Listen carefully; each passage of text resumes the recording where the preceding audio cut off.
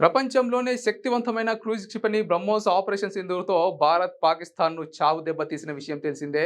అయితే శనివారం జరిగిన దాడిలో పాకిస్తాన్ భారీ నష్టాన్ని చవిచూసింది.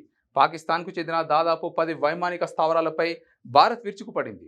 ఈ దాడిలో భారత్ హ్యామర్ గైడెడ్ బాంబులు, స్కాల్ప్ క్షిపణులతో పాటు బ్రహ్మోస్ సూపర్ సోనిక్ క్రూయిజ్ క్షిపణిని కూడా ఉపయోగించినట్లు సమాచారం. భారత్ ఈ విషయాన్ని అధికారికంగా ధృవీకరించినప్పటికీ బ్రహ్మోస్ క్షిపణి వల్లనే పాక్ వైమానిక స్థావరాలు తీవ్రంగా ధ్వంసమయ్యాయని భావిస్తున్నారు. జాతీయ మీడియా కథనాలు ఈ విషయాన్ని వెల్లడించాయి. యుద్ధ రంగంలో బ్రహ్మోస్ క్షిపణిని భారత్ ఉపయోగించడం ఇదే మొదటిసారి కావచ్చని అభిప్రాయపడుతున్నారు. పాకిస్తాన్ వైమానిక స్థావరాలపై భారత్ దాడికి ముందు పాకిస్తాన్ ఒక బాలిస్టిక్ క్షిపణిని హర్యానాలోని త్రిసాపైకి ప్రయోగించింది. దీంతో ఆగ్రహించిన భారత్ అత్యాధునిక ఆయుధాలతో పాక్ వైమానిక స్థావరాలపై విరుచుకుపడినట్లు తెలుస్తోంది.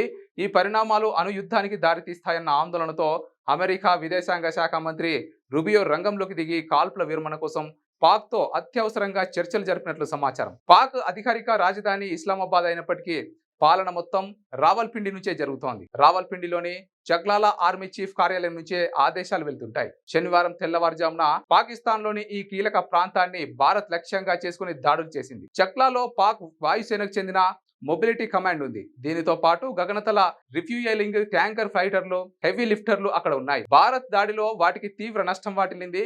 నూఖాన్, సర్గోదా, రఫీ వంటి స్థావరాలపై భారత్ యుద్ధ విమానాలు దాడులు చేశాయి. ఈ దాడిలో వైమానిక స్థావరాలు, కమాండ్ కంట్రోల్ సెంటర్లు, రాడర్ సైట్లు, ఆయుధ నిల్వ కేంద్రాలు ధ్వంసమయ్యాయి.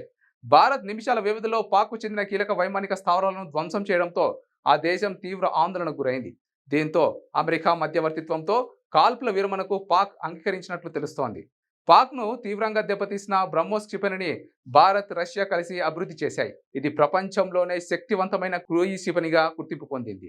ఏటా 100 నుంచి 150 నెక్స్ట్ జనరేషన్ బ్రహ్మోస్ మిజైల్స్ లక్నోలో కొత్తగా ఏర్పాటు చేసిన ఏరోస్పేస్ ఇంటిగ్రేషన్ టెస్టింగ్ ఫెసిలిటీ నుంచి ఏటా 100 బ్రహ్మోస్ క్షిపణులను ఉత్పత్తి చేయనున్నారు.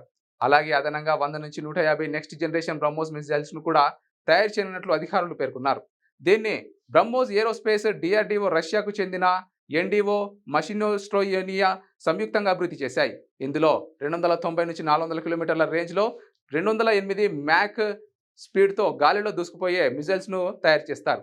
ప్రస్తుత బ్రహ్మోస్ మిజైల్స్ 2900 కేజీల బరువు ఉండగా కొత్త క్షిపణుల బరువు 1290 కిలోగ్రాముల మాత్రమే బరువు ఉంటుంది. ఇప్పటి వరకు సుకోయ్ వంటి యుద్ధ విమానాలు ఒకే ఒక బ్రహ్మోస్ క్షిపణిని మోసుకు వెళ్ళగలిగితే ఇప్పుడు 3 నెక్స్ట్ జనరేషన్ బ్రహ్మోస్ మిజైల్స్ ను మోసుకెళ్లగలవు. యూపీ సర్కార్ ఉచితంగా అందించిన 80 హెక్టార్ల స్థలంలో 300 కోట్ల వ్యయంతో ఈ క్షిపణిని ఉత్పత్తి యూనిట్ను నిర్మించారు. 2018 గ్లోబల్ ఇన్వెస్టర్స్ సమ్మిట్ సందర్భంగా ప్రధాని మోదీ ప్రారంభించిన డిఫెన్స్ ఇండస్ట్రియల్ కారిడార్లో భాగంగా ఈ యూనిట్ను ప్రకటించారు.